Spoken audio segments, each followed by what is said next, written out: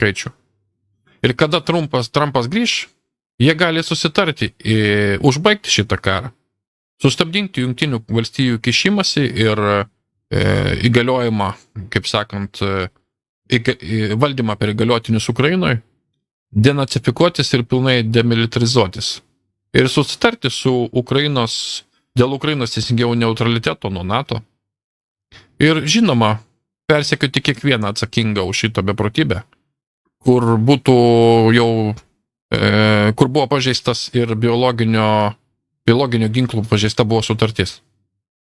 Vat štai atrodo toks yra Putino planas. Deep State'as negali viso to turėti ir daleisti, todėl, nes tai reikštų jų paprasčiausiai išmirimą. Taigi, lenktynės išlaikyti Trumpą nuo ofiso, kad jis nepatektų atgal ofisą, vyksta. Tai yra sostų žaidynės. Dabar jau tai yra akivaizdu. Trumpas negalėjo išvalyti Ukrainos. Niekas abu nebūtų dirbęs. Nebūtų dirbęs su juom. Karinių būdų išvalyti jo labiau negalėjo Ukrainos, tokia Jungtinės valstijos. Aš abejoju, kad būtų laimėjusios Jungtinės valstijos karą prieš Ukrainos armiją. Ukrainos armija buvo labai stipri pačioje pradžioje. Labai. Antra Europoje armija buvo. Dabar, aišku, taip nebėra. Bet buvo antra armija Europoje. Ir Jungtinėms valstijams per atstumą dar karinių būdų Ukrainą sutvarkyti būtų buvę neįmanoma. O štai čia išsisprendė štai tokiu būdu. Ir apie Putiną mes dar sugrįšim šiandien. Dar vienas įdomus labai pasisakymas, kuris papildo šitą paveikslą, kad jisai būtent daro šitą ir laukia, kol grįž Trumpas. Ir iki to laiko viskas turi išsispręsti. Nes kai Trumpas grįž, bus iškart taika.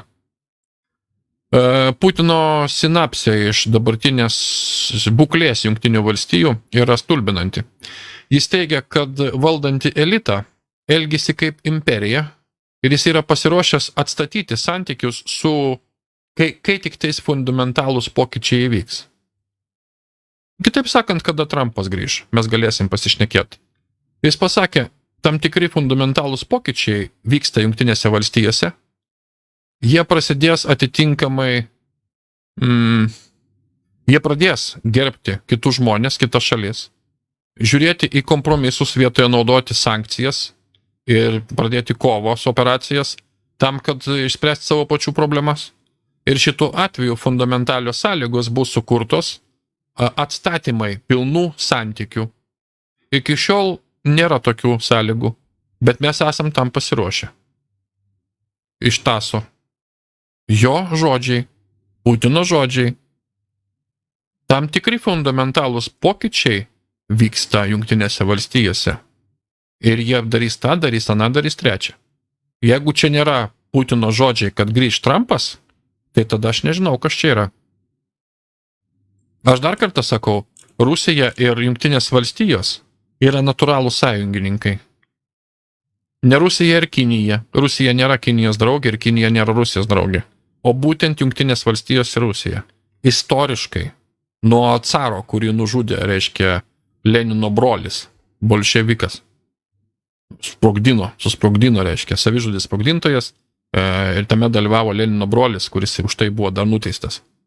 Nuo tų laikų Jungtinės valstijos ir Rusija yra labai, kaip sakant, iš tikrųjų natūralios sąjungininkės.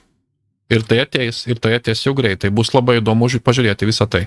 Ir kaip visame tame kontekste dabar jums atrodo, vadinasi, pavyzdžiui, Putino veiksmai OPEC, Putino veiksmai Dubajui, smaugimas visos dolerinės sistemos. Kai jisai sako tokius dalykus, pradeda susidaryti tam tikras vaizdas, ar ne?